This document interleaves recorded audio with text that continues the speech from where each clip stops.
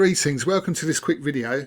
I've just created a KDP copyright page generator and I'm going to leave it in the description of this video, so you're welcome to use this. All you do is just pop in your information on the left hand side.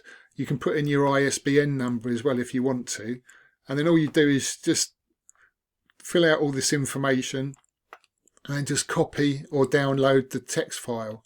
And then what you do is you go over to where you've been creating your book, and you just put in, please create a copyright page for this book using the information below, and then you paste the information, and then right at the bottom all you do is put, please create in 3:4 ratio image. And because ChatGPT's updated all its image creation software now, you can put in writing and it'll just copy it and it'll be perfect on a book.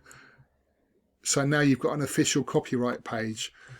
When I was showing you the videos how to create the books in Artistly, I was just showing you very quickly. You've got to add all your own information as well.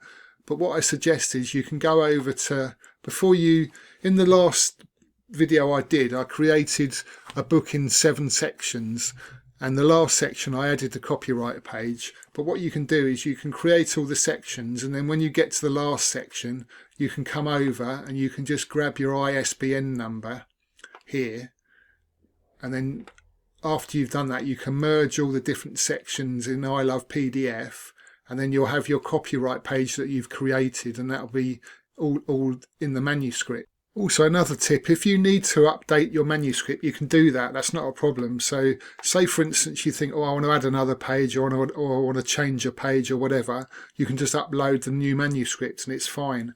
And then all you do is just go through, everything else stays the same. And then you just go through save, and then you'll just publish again. It will ask you, actually, it will say you've updated your manuscript. You'll have to do a new launch preview again. So you have to look through it, make sure it's all okay.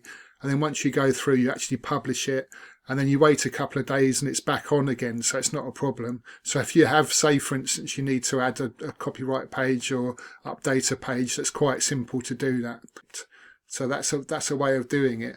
When I was showing you with the actual pages and everything else that I was creating in the last video, I was just showing you how to do it.